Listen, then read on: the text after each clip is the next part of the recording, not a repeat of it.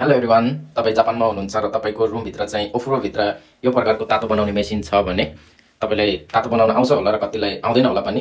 र म आज चाहिँ यो तातो बनाएर देखाउँछु। यो भनेको तपाईँको ग्यासको पाइप हो।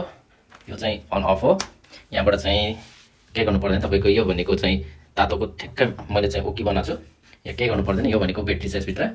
अनि तपाईँले ध्यान दिनुपर्ने भनेको यहाँ हो। यो भनेको आचुई भइहाल्यो, यहाँनिर भनेको न्यानो भइहाल्यो, यो त साबो भइहाल्यो, तपाईँको यो बत्ती बल्ने ऊ भइहाल्यो। यो भनेको ओइदा के हो, यो भनेको यो पनि तातै न्यानो बनाउने हो।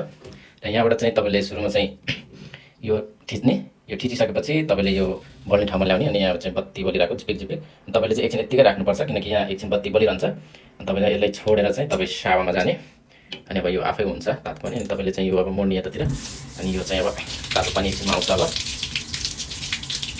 तातो पानी आयो। अनि तपाईँले यो चाहिँ अब आफूलाई कतिको आफूले कम्फर्टेबल हुन्छ तातो न्यानो, त्यसमा चाहिँ ऊ फरक पर्छ। यो पनि तपाईँको न्यानो तातो नै हो। यो यसरी नै चाहिँ तपाईँले पाल्न सक्नुहुन्छ। यसलाई निभाउनु पऱ्यो भने तपाईँले यो डाइरेक्ट चाहिँ यत्तिकै थिचेर यहाँदेखि तपाईँको डाइरेक्ट जाँदैन, यसलाई थिचेर चाहिँ यहाँ टोमेरोमा त्यो गरिदिने। अनि आफै हुन्छ तपाईँको चिसो पानी आउँछ, त्यसपछि यसलाई नि बन्द गरिदिने। यति हो तपाईँको।